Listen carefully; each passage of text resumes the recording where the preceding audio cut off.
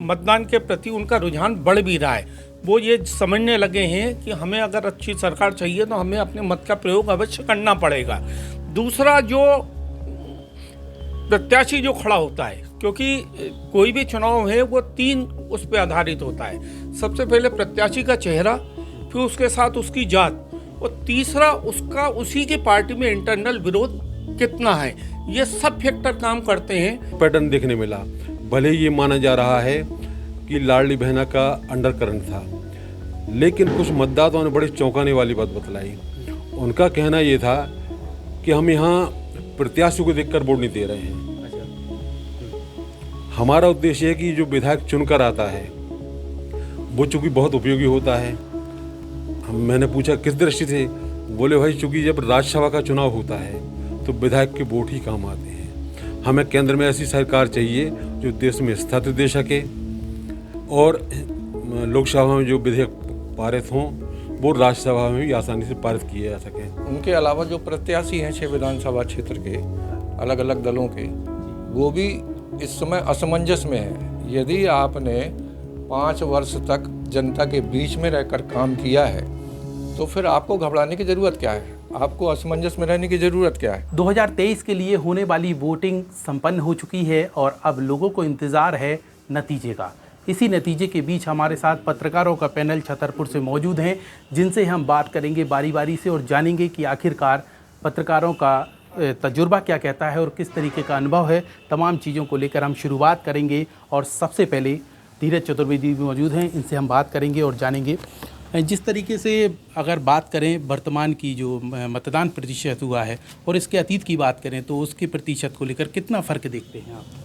फर्क तो इस बार कुछ अधिक दिखा है, लेकिन हमेशा से जो पूरे मध्य प्रदेश की तरह छतरपुर जिले की 6 विधानसभा में भी वोट प्रतिशत हर साल, हर 5 साल में जो चुनाव होते हैं उसमें बढ़ता रहा है। जैसे आंकड़ों की हम बात करें तो महाराजपुर में 2018 में 65.26, 2013 में 65.42, 2018 में 67.54 और इस बार जो है ये 5% से अधिक बड़ा है, जो बढ़ के 72.60 हो गया है। इसी तरह चंदला का भी है, राजनगर का है। हम छतरपुर प्रॉपर की बात करें तो 60.40 था 2008 में, जो लगभग 7% बढ़ा 2013 के चुनाव में 66.93% हुआ। इसके बाद फिर 5-6% बढ़ा 2018 के चुनाव में 71.93 और इस बार जो है वो महज 2% बढ़ा है 73.28।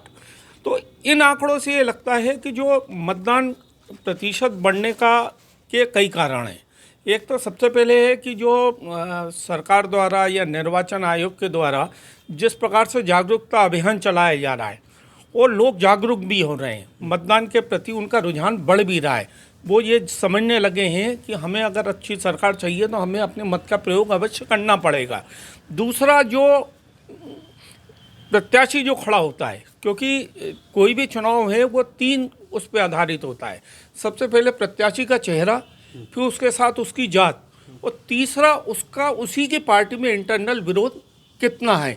ये सब फैक्टर काम करते हैं जो कहीं ना कहीं से, जैसे प्रत्याशी का अपनी ही पार्टी में विरोध है तो उसका जो विरोधी है वो ये चाहेगा कि हम इसको हराने के लिए अधिक से अधिक वोट प्रतिशत बढ़ाने की चेष्टा करें। तो ये कई कारण होते हैं। रविंद्र अरजरिया जी हमारे साथ मौजूद हैं, छतरपुर के वरिष्ठ पत्रकार हैं। आपसे ये जानना चाहेंगे कि जिस तरीके से प्रचार प्रसार हुआ है इसका कितना असर दिखा है?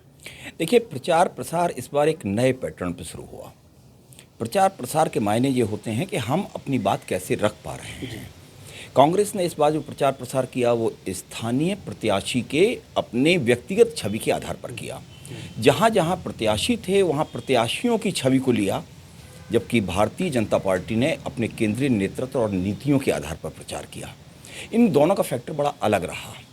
अलग ये कि व्यक्तिगत उपलब्धियां और पार्टीगत उपलब्धियां, ये दोनों के दोनों मतदाताओं को सीधे प्रभावित किए। ऐसी स्थिति में केवल एक प्रश्न आता है कि पार्टी की नीतियां, कांग्रेस ने अपने अतीत को रेखांकित करते हुए कभी कुछ नहीं कहा इस पूरे चुनाव प्रचार में, पूरे छतरपुर जिले में। उन्होंने उस प्रत्याशी के व्यक्तिगत जो भी उसकी उपलब्धियां रहीं, उसने समाज सेवा की, उसने लोगों का दुख दर्द सुना, उसने विकास कार्य किए, इस तरह की जो स्थितियां रहीं उन स्थितियों को रेखांकित किया। प्रचार प्रसार के ये जो दो घटक अलग अलग खड़े होकर रह गए, ऐसे में भीतरघातियों ने अनेक स्थानों पर जाकर के अपना मोर्चा स्वयं खोल दिया और निर्दलीय कुछ जाकर के दूसरी पार्टियों की गोदी में जाकर के बैठ गए और इस तरह से प्रचार प्रसार हुआ। मगर इस प्रचार प्रसार का जो फ़र्क पड़ा, जो स्थितियां सामने आई, जो परिणाम सामने आया, वो वोट बैंक का प्रतिशत भले ही धीरज चतुर्वेदी जी की तरह 2% ही बढ़ा हो, मगर लोगों की मानसिकता राष्ट्रीय परिप्रेक्ष्य और प्रादेशिक परिप्रेक्ष्य को लेकर के रही और लोग व्यक्तिगत रूप से व्यक्तिगत संबंधों के आधार पर तो वोट दिया, मगर पार्टी के आधार पर भी वोट देने वालों की कमी नहीं रही। सुरेंद्र अग्रवाल जी, आपसे ये जानना चाहेंगे, जिस तरीके से महिलाओं ने वोटिंग की तो उसका अगर अपन देखें कि प्रतिशत देखें या ये देखें कि अवेयरनेस देखें तो वो किस तरीके की दिखी है आपको अभी तक? महिलाओं में बहुत जागरूकता आई है पहले की अपेक्षा, और सरकार ने जो योजनाएं लागू की हैं, जैसे पहले से चल रही थी लाडली लक्ष्मी योजना, इस बार भाजपा एक नई योजना लाई, लाडली बहना योजना। उसका व्यापक असर पड़ा। बैंकों में नाम दर्ज कराने के लिए लंबी लंबी लाइनें लगी रहीं। आज बहुत सी महिलाएं ऐसी हैं जिनकी आवेदन जमा हो गए, उनको उसका लाभ नहीं मिल रहा। इधर कांग्रेस ने भी महिलाओं को ही आगे करके उनको आगे बढ़ाने के लिए, उनको प्रभावित करने के लिए 1500 रुपये महीने की योजना ला कर दी। इधर तीसरा ये रहा कि इस बार मैंने खुद चूँकि सर्वे किया पूरे ज़िले में जाकर, तो मैंने देखा कि नए वोटर्स में बहुत उत्साह था। लड़कियों में भी कुछ लड़कियां तो मुझे ऐसी मिली हैं जो बेंगलोर से, कोटा से छुट्टी लेकर यहाँ पर वोट डालने आई। मैंने पूछा कि नाम केवल इसलिए का नाम, बोले हाँ चूँकि राष्ट्र जरूरी है। अच्छा, एक और पैटर्न देखने मिला। भले ही ये माना जा रहा है कि लाडली बहना का अंडर करंट था, लेकिन कुछ मतदाताओं ने बड़े चौंकाने वाली बात बतलाई। उनका कहना ये था कि हम यहाँ प्रत्याशियों को देखकर वोट नहीं दे रहे हैं। अच्छा। हमारा उद्देश्य है कि जो विधायक चुनकर आता है वो चूँकि बहुत उपयोगी होता है। मैंने पूछा किस दृष्टि से, बोले भाई चूँकि जब राज्यसभा का चुनाव होता है तो विधायक के वोट ही काम आते हैं। हमें केंद्र में ऐसी सरकार चाहिए जो देश में स्थिरता दे सके और लोकसभा में जो विधेयक पारित हों वो राज्यसभा में भी आसानी से पारित किए जा सकें। हमारा ये उद्देश्य रहा। मतलब ये चूँकि एक नई, मतलब एक व्यापारी से बात निकल कर आई। मैंने हम किसी काम से व्यक्तिगत गए हुए थे तो मुझे भी कहना ये इस पर हमारा दिमाग नहीं काम कर रहा था। जबकि नए वोटर्स जो मिले, लड़के मिले, लड़कियां मिली, छात्र मिले हैं, उनका रुझान ये था कि हम चूँकि पहली बार वोट दे रहे हैं और हम इसलिए वोट दे रहे हैं कि हमें रोज़गार मिल सके, अच्छी नौकरियां मिल सकें, हमारा देश तरक्की करे, विकास करता रहे। जिस तरीके से आपने जगह जगह जाकर कवरेज किया है, छतरपुर ज़िले की बात करें, जो महिला वोटरों ने अपना वोट दिया है, तो उसका गणित क्या लगता है, किस तरीके से गणित समझ में आता है अभी तक का? अब वो ज़माना गया है जब महिलाएं अपने पतिदेव से, परिवार के मुखिया से पूछकर वोट देती थीं। अब समय बदल गया है। महिलाएं जानती हैं, अभी केंद्र सरकार ने हाल ही में जो अध्यादेश जारी किया है, अपनी वो का नाम प्रतिशत बढ़ाया उसका, आरक्षण का, उसको लेकर भी महिलाओं में जागरूकता रही है। और वो चाहती हैं कि आगे चल के हो सकता है कि हम आज वोट डालने जा रहे हैं, कल के दिन हमें वोट लेने जाना पड़े। ये भी एक देखने में आया है। इसलिए महिलाओं का तादाद प्रतिशत बढ़ा हुआ है। मतलब महिलाओं को जो है वो आगे लाने के लिए सरकार जिस तरीके से प्रयास कर रही है और इसी तरीके से महिलाओं में भी उत्साह है कि हम भी कभी जनप्रतिनिधि बन सकते हैं, हम भी समाज का नेतृत्व कर सकें, देश का नेतृत्व कर सकें, ये भावना उनके मन में आ रही है। और आज वैसे ही बहुत समय बदल गया है। वो ज़माना गया जब ठीक है अपना छतरपुर जिला भी पिछड़ा हुआ है और उसमें घूंघट डालकर महिलाएं आती हैं। अभी मैंने इसी चुनाव प्रचार के दौरान राजनगर में देखा, बीएसपी प्रत्याशी के घर पर उनसे मिलने के लिए गए थे। पता चला 15-20 महिलाएं निकली, नई उम्र की भी महिलाएं भी घूंघट डाली हुई थी और प्रचार के लिए जा रही थी।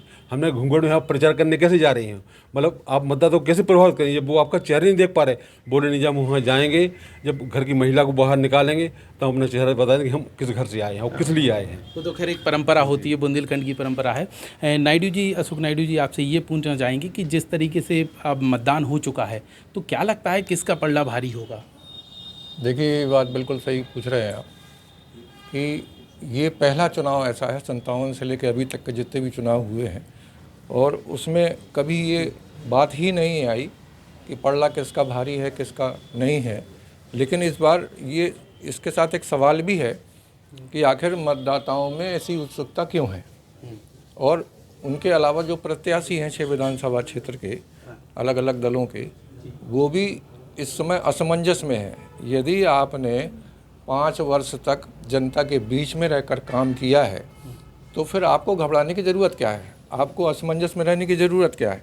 और यही जो आपका सवाल है उसका जवाब है कि निश्चित रूप से अभी सुरेंद्र अग्रवाल जी कह रहे थे राष्ट्रीय परिप्रेक्ष्य में और प्रादेशिक परिप्रेक्ष्य में, लेकिन हमें ऐसा लगा है कि ये बुंदेलखंड का आज भी हम, ये दुर्भाग्य है इस अंचल का कि हम भी पिछड़े हुए ज़िले की कतार में खड़े हैं, ठीक है। और हमारी ज़रूरत आज भी रोज़मर्रा की चीज़ें हैं, राष्ट्रीय मुद्दे हों चाहे प्रादेशिक मुद्दे हों, उनको लेकर नेता चाहे जिस तरह की बातें करें, जिस तरह की योजनाएं लाएं, उन्होंने प्रभावित नहीं किया है। हमें रोज़ की ज़रूरत है, उसको मुद्दा बनाया है। और विशेष रूप से अभी महिलाओं की बात हो रही थी, तो ये आज भी और आने वाले समय में भी घर चलाने वाली महिलाएं हों, चाहे वो कामकाजी हों या घरेलू हों, तो उनकी पहली ज़रूरत होती है घर की व्यवस्था बनाना, उनके लिए आर्थिक रूप से संपन्न उनको रखना, उनकी ज़रूरत की पूर्ति करना। और ये सरकार की योजनाओं का कुछ हिस्सा तो हो सकता है, लेकिन परिवार का जो मुखिया है वही परिवार की व्यवस्था करने वाला मुख्य स्रोत माना गया है।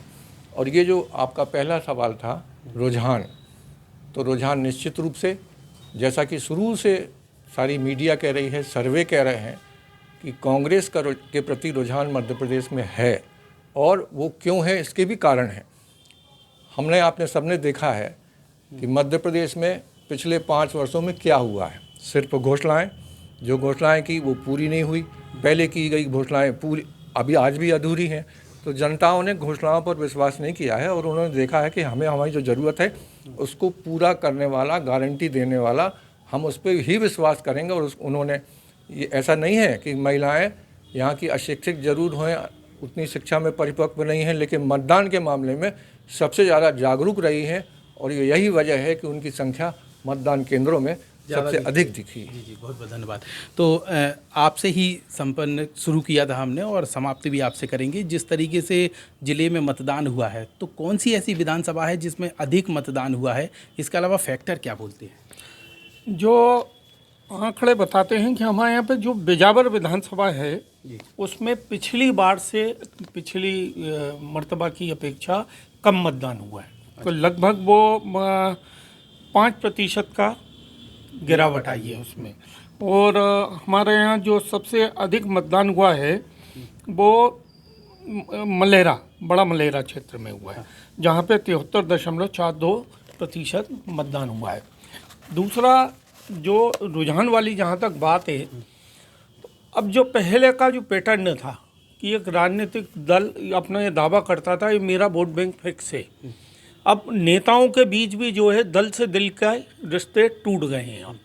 अब दिल जो है दल अलग अलग हो गए हैं। उसका साफ तौर पे देखा गया कि चाहे बीजेपी हो चाहे कांग्रेस हो।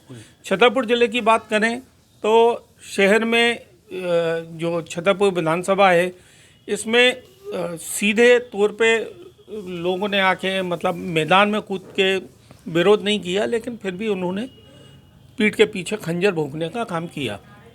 महाराजपुर देख ले, वहाँ पे जो कांग्रेस है उनके दौलत तिवारी खड़े हुए, राजनगर क्षेत्र में घसीराम जी पटेल खड़े हुए। तो जो ये है पैटर्न, उससे ये लगता है कि अब जो ये रिश्तों का मामला था, और जब नेताओं में ही रिश्ते नहीं बचे हैं तो उनके कार्यकर्ताओं में कहाँ तक बचेंगे वो रिश्ते। तो इसलिए एक होगा वोट बैंक फिक्स होगा, लेकिन वो परसेंटेज इस बार गिरा है ना कि बढ़ा है। तो इस हिसाब से तो अभी अस्पष्ट स्थिति यहाँ पर लगती है कि चूँकि त्रिकोणीय मुकाबला है, कहीं पे 4 लोगों के बीच भी मुकाबला है, तो उसमें थोड़ा बहुत असमंजस की स्थितियाँ बनेंगी उसमें। बहुत बहुत धन्यवाद। तो इस तरीके से छतरपुर के पत्रकारों ने बताया कि किस तरीके से 2023 का चुनाव हुआ है, और अगर अतीत की बात करें तो किस तरीके से मतदान होते रहे हैं। तमाम फैक्टर एमपी तक ने जाने हैं और जाना है कि आखिरकार पत्रकारों की चुनाव को लेकर क्या राय रही है। एमपी तक के लिए कैमरामैन राहुल माली के लिए लोकेश चौरसिया।